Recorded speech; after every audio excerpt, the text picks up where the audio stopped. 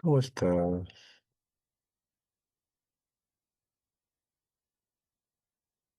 Ok, esta semana nos toca ver las reacciones químicas. Es fundamental y es importante entenderlas y poder predecir, ¿no? Algunas sencillitas. Y luego posteriormente vamos a hacer cálculos estequiométricos, ¿no? Para saber cuánto de productos de sustancias se obtienen, cuántos reactivos necesitamos colocar en un vaso, en un reactor, etcétera. Bien. Entonces, lo más importante está al final. Esto lo vamos a hacer bien rapidito. Una reacción química ya sabemos que es una combinación, ¿no? Una transformación de la estructura molecular de los compuestos, donde los átomos se van a separar, se van a agregar, se van a reordenar, ¿no? Esa es una reacción química, un fenómeno químico. Involucra también energía. Las reacciones químicas van a o bien producir energía, vamos a sentir que se calienta, o también puede ser de que necesitemos calentarlo para que se pueda dar esta reacción química. Y el entender estas reacciones es fundamental por ustedes porque tienen que ser una base, ¿no? Porque al final, em, gran parte, digamos, de la medicina o lo que se utiliza para poder em, curar a la gente, hacerle tratamientos, es el mediante uso de fármacos. Los fármacos, pues, no son otra cosa que sustancias químicas que van a producir un efecto dentro del organismo y ese efecto, pues, son reacciones químicas, ¿no? Entonces, tenemos que ir entendiendo. Bueno, la reacción química, ya lo dijimos, se altera la estructura y composición molecular, ya lo hemos hablado también. Estas reacciones químicas en la naturaleza se dan espontáneamente en nosotros mismos. Am, Toda la vida, de hecho, se basa en las reacciones químicas. Nuestros El movimiento de los músculos, la respiración es una reacción química, el transporte del oxígeno por la sangre, su uso son reacciones químicas, la forma en que se obtienen los nutrientes de los alimentos son reacciones químicas, ¿no? Es decir, todo es reacción química. Eh, y también se puede utilizar las reacciones químicas para poder obtener productos. En estos casos, nosotros tenemos que manipular estas reacciones, las sustancias, para poder obtener lo que necesitemos, ¿no? Según el tipo de industria. Acá en este cuadrito podemos ver un ejemplo donde tenemos como reactivo, o sea, reactivo sería como la materia prima, ¿no? De donde partimos y los productos, pues obviamente lo que obtenemos. Los reactivos, en este caso, son cloruro o cloro, más bien, cloro gaseoso. El T2 significa que tiene dos átomos, por lo tanto, acá tenemos un cloro, dos cloros, esta sería la molécula de cloro gaseoso. Acá tenemos un hidrógeno, dos hidrógenos y juntos serían la molécula de hidrógeno gaseoso también. O también se les conoce como cloro molecular, hidrógeno molecular, ¿no? Ahora, noten, para que se forme la reacción química, se tienen que romper los enlaces, y eso es justamente lo que está pasando, y esa ruptura ocurre cuando existen colisiones, ¿no? Están las moléculas ahí, chocan entre sí, se genera un intercambio de energía, es decir, se puede expulsar energía o se puede introducir energía, y esto va a hacer de que en este caso, este cloro se junte, se combine con este hidrógeno. Pero como nos queda libre un cloro y un hidrógeno también, se van a juntar y nos vamos a obtener otro átomo de ácido clorhídrico en este caso. Y en lo que quiero que se note y entiendan es que acá tenemos dos átomos de cloro. No pueden desaparecer los átomos. Si acá yo tengo dos, aquí también tengo que tener dos y aquí están. Acá tengo dos hidrógenos y aquí también tiene que haber dos hidrógenos y ahí están. Solo que se han reordenado, ¿no? Entre esas dos moléculas. Ahora, acá yo tenía una sola molécula de cloro, y ahí está. Aquí no hay ningún número, significa que hay un uno, o sea, hay uno solo de esto. Aquí está. Una sola molécula de hidrógeno, aquí está. Pero acá hemos obtenido dos moléculas de ácido clorhídrico, ¿no? Esto es lo mismo que esto, es la misma sustancia, pero son dos. Entonces, para anotar eso, que se note, se coloca acá el número 2. Este es un coeficiente estequiométrico. ¿ya? Entonces, desde el punto de vista atómico, podemos ver que yo tengo originalmente dos átomos de cloro y eso se está manteniendo. Tengo dos átomos de cloro. Tengo dos átomos de hidrógeno y también al final sigo teniendo los dos átomos de hidrógeno. Pero desde un punto de vista molecular, yo puedo decir, tenía una molécula de cloro, tenía una molécula de hidrógeno, ahora tengo dos moléculas de ácido clorhídrico, ¿ya? Eso no se confundan, se puede hacer un análisis ahí desde el punto de vista atómico y desde el punto de vista molecular. Después, para poder entender mejor estas reacciones químicas, pues es un fenómeno natural, o sea, tangible, lo podemos ver. Necesitamos escribirlo, ¿no? Simbolizarlo, y para eso utilizamos lo que se llama una ecuación, ¿no? Ecuación química. Esta ecuación química nos muestra cuáles son los reactivos, que sería lo que está a la izquierda de la flecha. El reactivo sería como la materia prima, les decía. Y lo que está a la derecha serían los productos, lo que se va a formar. En este caso, en un inicio no hay esto, ¿no? No hay yoduro de hidrógeno. Tenemos hidrógeno gaseoso separado, yodo separado por otro lado. Y cuando los unimos, estos van a impactar. Se van a reordenar, se van a romper los enlaces, se van a formar nuevos enlaces. Estos dos van a desaparecer como tal. Y lo que ahora va a existir son estos dos, ¿no? Yoduro de hidrógeno. Acá está sucediendo algo similar, ¿no? Teníamos hidrógeno, yodo molecular, hidrógeno molecular, y se van a reordenar los átomos y obtenemos estos, ¿no? Yoduro de hidrógeno, igual, dos moléculas de yoduro de hidrógeno. ¿Pues sí? Esta ecuación química está más completa. Acá lo que nos informa es, en primer lugar, esto es el subíndice, ¿no? Esto me está indicando cuántos átomos de sodio hay en la molécula. Acá tengo yo dos átomos de sodio. Acá tengo un oxígeno. En el ácido clorhídrico tengo un átomo de hidrógeno, un átomo de cloro. En el agua tengo dos hidrógenos, un átomo de oxígeno. Después lo que hemos visto, ¿no? Me indica cuáles son los reactivos, cuáles son los productos. Y otra cosa importante, me está dando el coeficiente estequiométrico, porque ustedes vean, si yo borrara esto, este 2, ¿no? Imaginemos que no hay todavía. No hay nada, no hay esto. Le decía, los átomos se tienen que mantener. Acá yo inicialmente tenía uno y dos átomos de sodio, ¿no? Eso es lo que me está indicando. Dos átomos de sodio. No pueden desaparecer, como les digo. Acá, este cloruro de sodio me está indicando que yo tengo un solo átomo de sodio. ¿Y qué pasó con el otro? ¿No? No puede desaparecer. Entonces, lo que está pasando, o más bien, si yo agarro óxido de sodio con ácido clorhídrico, una molécula de cada uno, una molécula de óxido con una molécula de ácido clorhídrico, en realidad no va a ocurrir la reacción química. No, no puede. ¿Ya? Necesita dos átomos de ácido clorhídrico, ¿ya? Ahora veámoslo desde otro punto de vista. Les decía, acá yo únicamente tengo un átomo de sodio. Entonces, tiene que haber dos. Por eso yo le voy a colocar acá el número 2, ¿ya? Este coeficiente estequiométrico me está indicando que en realidad hay dos moléculas de cloruro de sodio. Entonces, si hay dos moléculas de cloruro de sodio, entonces ahora sí tengo un sodio en una molécula y en la otra molécula tengo el otro sodio. Ahora sí, yo tenía dos átomos de sodio, ahora tengo dos átomos de sodio. Ahora, como el coeficiente me dice que hay dos moléculas, entonces yo tengo acá un átomo de cloro y tengo otro átomo de cloro, ¿no? En la otra molécula.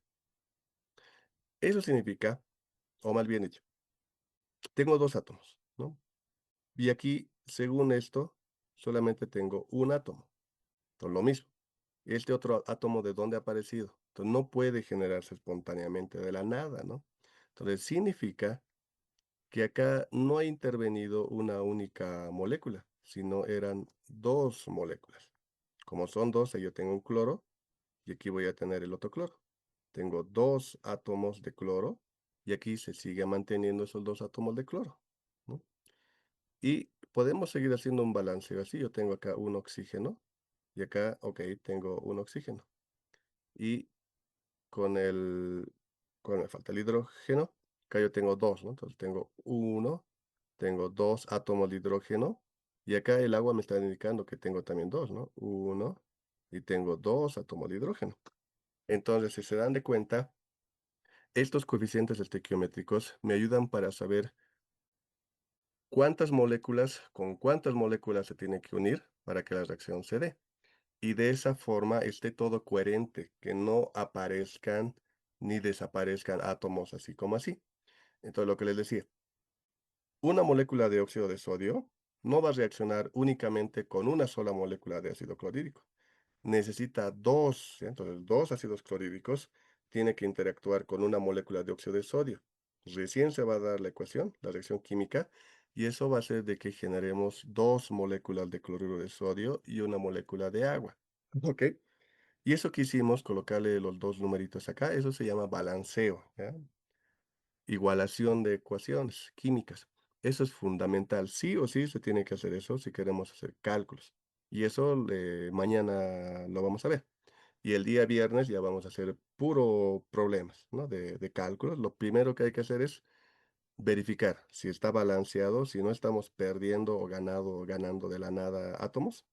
Y si no es así, pues hay que balancear, hay que colocar estos números para que se igualen, ¿no? Para que todo lo que esté acá siga estando acá. ¿O sí? Después, en la ecuación química vamos a poder ver otros símbolos, ¿ya? Este más es lo que han visto, combinación o suma de los reactivos. Flechas dobles significa que la reacción es reversible. Puede ser que tenemos acá dos moléculas, van a reaccionar y vamos a formar otras dos productos diferentes. Pero estos dos productos a su vez pueden reaccionar para formar nuevamente lo que originalmente había. Entonces es como que estos generan estos y estos a su vez producen estos, ¿no? Y así va alternando. La flecha simple significa reacción irreversible. Por ejemplo, la generación de un gas, ¿no? Tenemos un compuesto o dos, generamos otro compuesto que es un gas, y ese gas pues simplemente va a escapar del vaso de donde hicimos la reacción química, y está, como se escapó, pues no va a volver y no va a poder generar nuevamente los reactivos originales.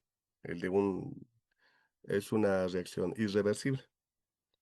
La flecha hacia arriba significa generación de gas, ¿no? Por eso es hacia arriba, para que se entienda, ¿no? Se está generando gas y se va a ir para arriba. La flecha hacia abajo es formación de precipitado. Am, Pasa que podemos agarrar dos reactivos que se puedan disolver en agua, ¿no? Entonces, vamos a tener un vasito transparente, todo homogéneo, donde tenemos un reactivo. Y otro vasito que igual, transparente, todo homogéneo, igualito, pero que tenga otro reactivo, disueltos. Los juntamos, se va a producir la reacción química y en ocasiones se forma un producto que sea insoluble en agua, o sea que no se puede disolver. Y como no se puede disolver de manera espontánea, de por sí vamos a poder observar unos cristales ahí, unos puntitos dentro del vasito. Ese es el reactivo o el producto que se ha generado que es insoluble. Ese es un precipitado. Y esos cristales, esas partículas que están flotando ahí, con el tiempo, pues van a ir descendiendo por su propio peso. Y a eso se le llama precipitar, ¿no? Están precipitando, están cayendo, ¿no? Hacia abajo. Por eso se utiliza una flechita hacia abajo, ¿no? Que está indicando eso. Este triángulo es un delta, significa calor, ¿ya? Se coloca encima de la flecha y eso significa que tenemos que calentar la reacción química para que se pueda producir. Este epsilon es electricidad, o sea, tenemos que para que la reacción química se dé, tenemos que hacer pasar corriente eléctrica por el agua, por el lugar, ¿no? Donde están los reactivos. Si encima de la flecha están elementos como platino, ¿qué otro? Paladio, ¿no? Y otros, significa que estamos utilizando catalizadores, ¿ya? Un catalizador es una sustancia, generalmente metales, o también puede ser enzimas, productos, que son estos? Moléculas, ¿no? Moléculas La enzima es una proteína, de hecho. Y estos lo que hacen es incrementar la velocidad de la reacción química, ¿ya? Porque hay todo tipo de velocidades. Hay reacciones que son muy rápidas, muy violentas, de hecho. Hay otros que son más o menos lentos y así, varía la velocidad. Y hay otras que son muy lentas. Entonces, lo que el catalizador hace es, digamos, aquí tenemos un platino, un átomo de platino. Vienen los dos reactivos, el platino agarra, los une o produce la reacción que suceda y luego lo bota. Vienen otros dos, el platino los une y luego los separa, o sea, los expulsa, ¿no? Y así va trabajando. Es decir, el platino sería como el que hace dar la reacción química. Sin platino, estos dos igual reaccionarían, pero de una manera mucho más lenta. En cambio, el catalizador los agarra y hace que funcione mucho más rápido, ¿ya? Entonces, incrementa la velocidad de reacción química, pero al final, cuando ya todo haya reaccionado, el platino, el catalizador, sigue ahí. O sea, no se ha unido con los reactivos y se fue, ¿no? Queda ahí. Entonces, no interviene, o sea, no forma parte de los productos. Luego se lo puede recuperar. La enzima es lo mismo, es un catalizador biológico. Son proteínas que están dentro de los organismos vivos, ¿no? Dentro de las frutas, hay en carnes, dentro nuestro también tenemos enzimas. em, una enzima bastante conocida, por ejemplo, es la alfa-amilasa que está en la saliva, que es la que ya empieza a hacer la digestión, bueno, parte de la digestión de los alimentos, ¿no? Sin las enzimas no habría vida, porque ya decíamos, ¿no? Dentro de nosotros hay reacciones químicas, pero serían lentas. Las enzimas hacen de que sea mucho más rápido, de tal forma de que se mantenga y funcione el organismo y se mantenga la vida, ¿no? Después, entre paréntesis, se puede colocar los estados de agregación, como veíamos acá, ¿no? Esto es un sólido, líquido. Eso estaría indicando para poder entender mejor los reactivos, ¿no? Los productos. Acá hay un detallito. Esto les va a ayudar para ir entendiendo mejor las reacciones. Acá tenemos sulfato de cobre. Mm. Vean que el cobre lo están simbolizando como un poco más separado, ¿no? Pasa que acá existe un enlace iónico, ¿no? Que ya hemos visto. Y entre estos, noten que están como que sobrepuestos, ¿no? Los hidrógenos, o más bien los oxígenos con el azufre. Entonces, todos esos están unidos mediante enlaces polares, ¿no? Los enlaces polares son más fuertes que los enlaces iónicos. Ahora pasa que cuando el sulfato de cobre nosotros lo introducimos en agua, el agua mediante los puentes de hidrógeno, que también lo hemos visto, va a separar, el agua va a ser capaz de poder romper el enlace iónico. Por lo tanto, el cobre se va a separar de todo esto, del sulfato. Pero el agua no es lo suficientemente fuerte para poder romper estos enlaces polares.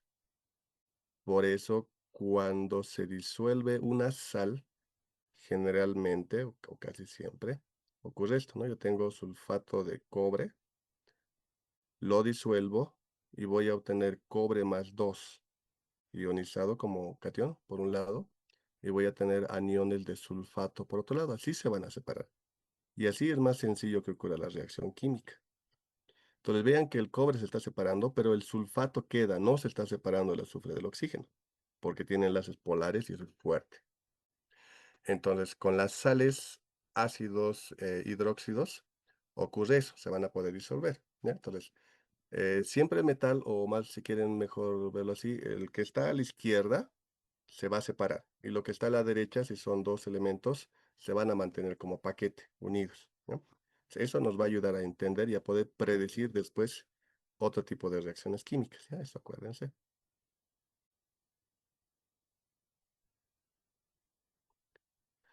Después, características. Las reacciones son irreversibles. Significa que los enlaces se van a romper, los átomos se van a separar y vamos a obtener sustancias nuevas. Eso es irreversibilidad.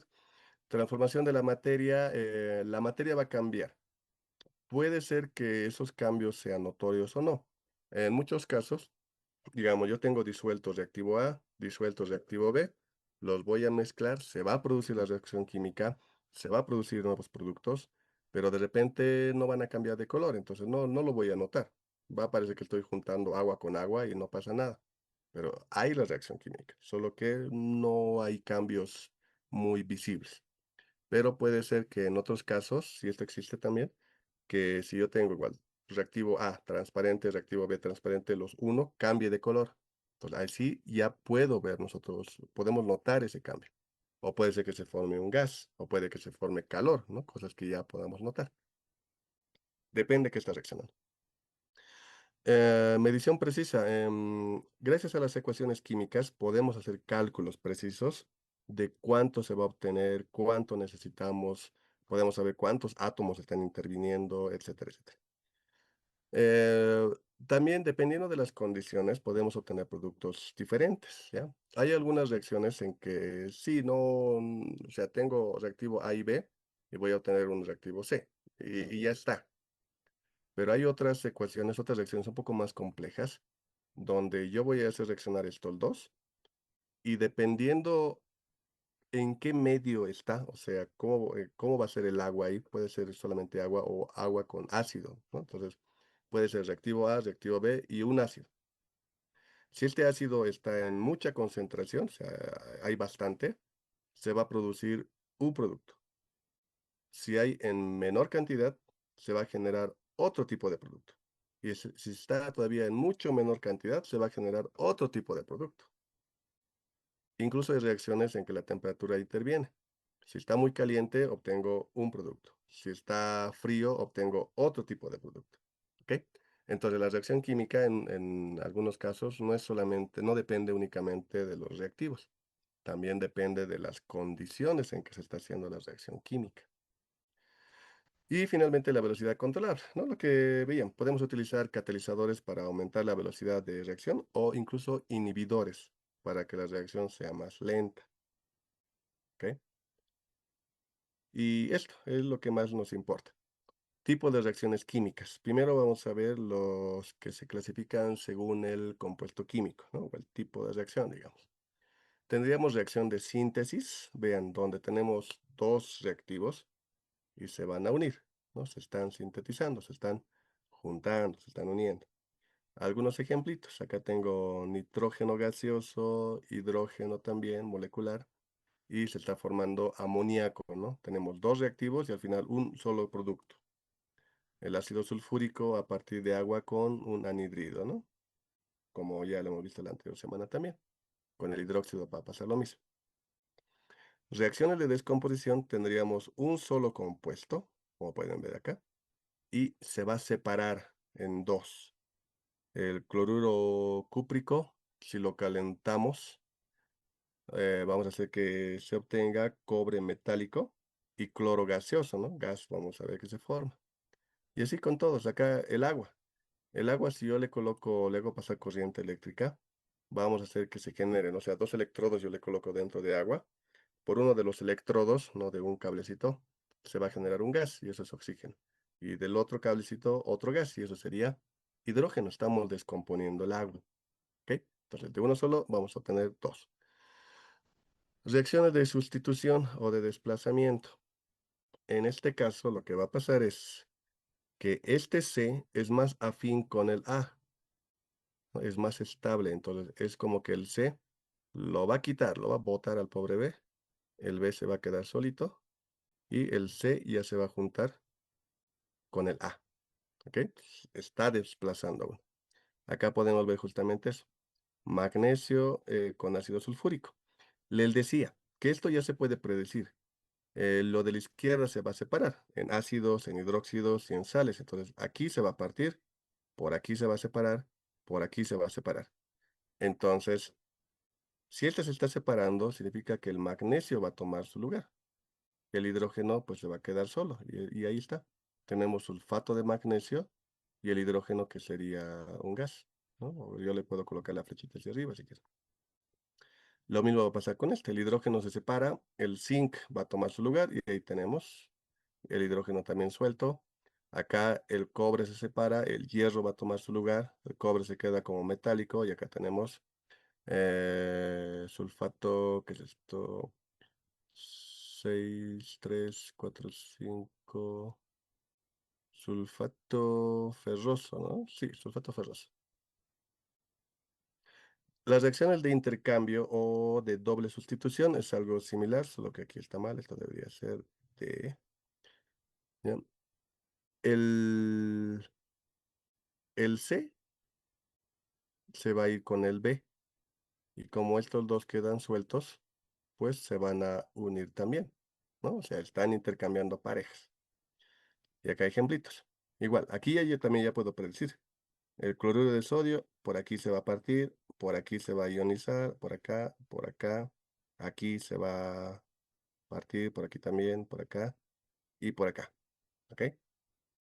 Entonces, como el sodio y la plata se han separado de sus originales, el sodio se va a ir con el nitrato y la plata se va a ir con el cloruro. Y ahí está, nitrato de sodio, cloruro de plata, que de hecho aquí me está diciendo que esto precipita, es insoluble en agua.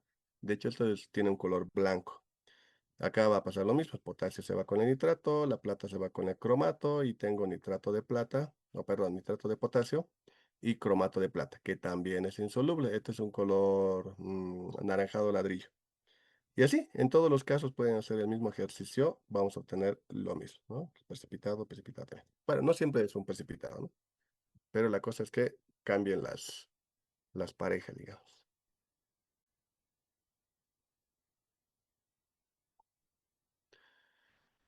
Después, ups, me fui mucho. Tenemos reacciones de neutralización. Acá, fíjense, reacción de neutralización siempre va a ser un ácido más una base y siempre también nos va a generar como producto una sal y agua. ¿Ya? Cuando digo sal, no me estoy refiriendo a la sal de mesa, sino a todas las sustancias, al grupo de sustancias que se les llama sal, ¿no? Por ejemplo, sulfato de sodio, cloruros, nitratos, todo eso son sales, que ya lo hemos visto. Entonces, se le llama neutralización porque el ácido es corrosivo, las bases son corrosivas, pero cuando reaccionan formamos sal, que el neutro no hace nada a las sales. Y agua, el agua peor, ¿no? El neutro no hace nada, se está neutralizando, ¿ya? Por eso se le dice. Acá en los ejemplitos tendríamos el ácido sulfúrico en este primer caso, con hidróxido de sodio, igual. Por aquí se va a particionar, se divide aquí, aquí, aquí, aquí, acá, acá y acá. Entonces, esto también sería una reacción de doble sustitución, ¿no? De hecho, el sodio se va a ir con el sulfato y el hidrógeno se va a ir con el oxidrilo. Por lo tanto, formamos agua. En todos los casos va a ser agua. Y en todos los casos va a ser una sal, sulfato de sodio, cloruro de potasio, sulfato de bario, nitrato de calcio, ¿no? Lo mismo, este se va con este y el hidrógeno con los oxidrilos. ¿Estamos? Eso es neutralización. Las reacciones de combustión, que también son muy importantes, sirven para poder obtener energía, ¿ya? Y estos se van a dar,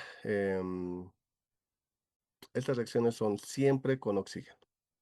Lo que sí puede cambiar son las proporciones, ¿no? Oxígeno va a reaccionar con compuestos que se puedan combustionar. Los más conocidos hidrocarburos, como este, por ejemplo, este es metano, este es propano. Metano, lo que viene por el tubo a las cocinas, ¿no? Gas domiciliario. Propano, parte del GLP, lo que está en las garrafas. Esto es metanol, ¿no? Que también se enciende, ¿no? Y en realidad cualquier material orgánico se puede combustionar, ¿no? Con llama. Y como productos también siempre vamos a obtener dióxido de carbono, que es gas, ¿no?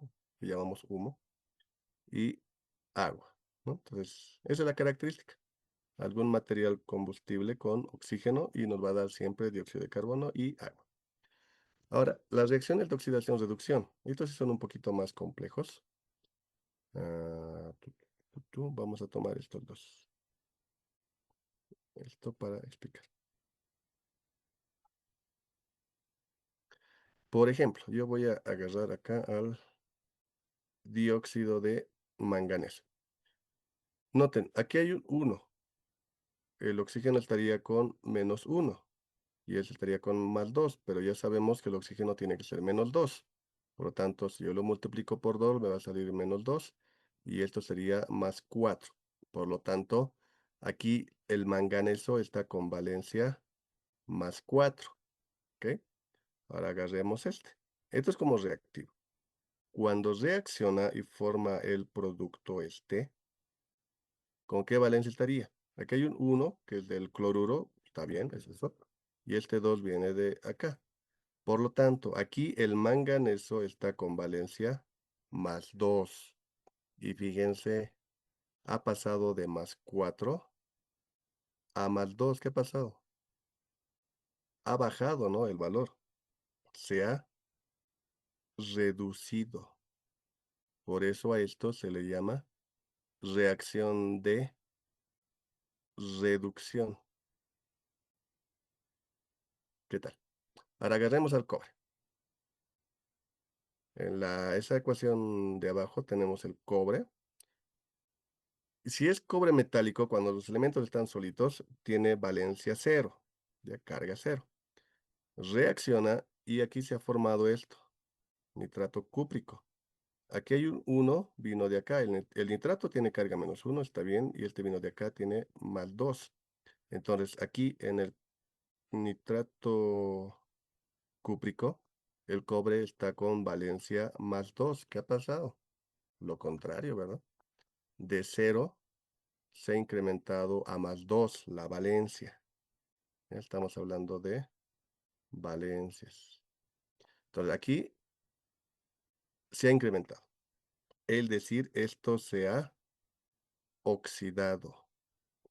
A esto se le llama reacción de oxidación.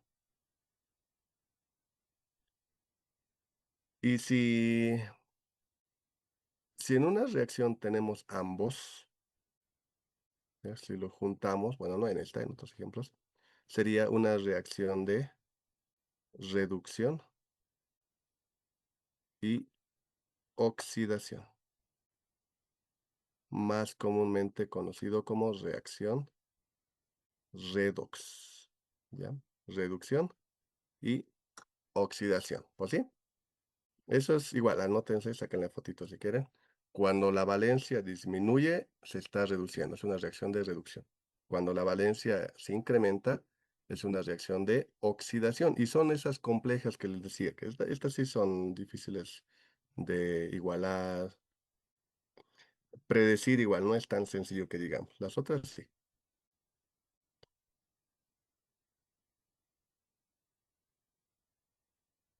Ok. Acá, por ejemplo, si hacen el conteo, el sodio está con valencia 1 y acá sigue estando con valencia 1. Acá el azufre está con valencia 6 y aquí sigue estando con valencia 6. A estos no les ocurre nada, las valencias se siguen manteniendo. En algunas cambian, ¿no? A eso se le llama reacción redox. Ok, para ir terminando. Después, según el sentido que lleva la reacción química, puede ser reversible, que ya hemos visto, ¿no? Tenemos reactivos, forman productos, pero estos productos nuevamente forman los reactivos y así, ¿no? Va a ir cambiando. Acá tenemos, por ejemplo, nitrógeno gaseoso con hidrógeno gaseoso nos va a formar amoníaco, que también es un gas, ¿ya? Que es medio irritante este. Reacciones irreversibles que no van a volver. Por ejemplo, acá tendríamos, ¿qué tenemos? Metano. Bueno, sí, metano. Metano con oxígeno nos va a formar dióxido de carbono y agua, ¿no? Es una reacción de combustión. Estamos quemando algo, estamos aquí combustionando metano, gas. Lo que no va a pasar es que podamos agarrar el dióxido de carbono y agua y hacer que se forme metano otra vez, ¿no? Porque si no sería muy fácil producir hidrocarburos. Esto va a la derecha y listo, ya no vuelve. Mm. Se puede formar metano, pero otras reacciones. Y así, entonces no vuelve esta reacción. Y finalmente, según cambios energéticos, tenemos reacciones exotérmicas y endotérmicas. Esto tiene que ver con eso, cambio de energía. Y aquí, para identificarlos, se tiene que colocar a la derecha un símbolo, ¿ya? Esto significa entalpía. Es un concepto un poco más avanzado de termodinámica, pero por el momento lo entenderemos como energía o como calor, ¿ya? Cuando este calor, energía, entalpía es negativo, significa que es exotérmico. sea, está expulsando calor. Si estuviéramos agarrando un vasito y ahí se está generando una reacción exotérmica, el vaso vamos a sentir que se va a calentar, incluso nos puede quemar, ¿no? En un caso un poco extremo. Y los valores me van a indicar cuánto de calor se está dando. Por ejemplo, este con el zinc y el ácido sulfúrico me da menos 157, no es mucho. Va a calentar, pero ya no tanto. Pero esto, la glucosa con el oxígeno, igual, combustión, me está generando 2540 kilojoules. ¿Ok? Por eso las reacciones de combustión se utiliza para obtener calor, ¿no? Y utilizaron en las cocinas, qué sé yo. En cambio, cuando son las entalpías son con signo positivo, significa endotérmico, ¿no? Hacia adentro. Estos no van a expulsar energía, más bien necesitan consumir energía. Entonces, estos son espontáneos, estos no tanto. Acá, por ejemplo, a ver cuál, 10,5 kilojoules, que es la unidad de energía, significa que ya yo lo tengo que calentar un poquito esto y va a reaccionar. En cambio, este de acá, 3340 es harto. Para que el aluminio o el óxido de aluminio reaccione, yo tengo que calentarlo más, tengo que darle mucho más energía que estos dos para que la reacción se pueda producir, ¿ya? Entonces eso es exotérmico hacia afuera, se calienta, expulsa energía, y endotérmica más bien lo tendríamos que nosotros calentar, ¿no? Para que se dé la reacción, ¿ok? Entonces ahí quedamos, mañana continuamos, si hay alguna pregunta me dicen, y si no, nos vemos mañana.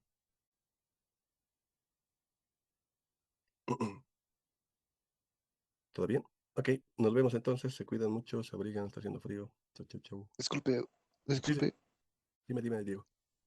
¿me escucha? Bueno, una consulta, ¿será que puede poner la diapositiva donde estaba el temario? Al inicio creo que... Ah, sí, sí, sí. Eso.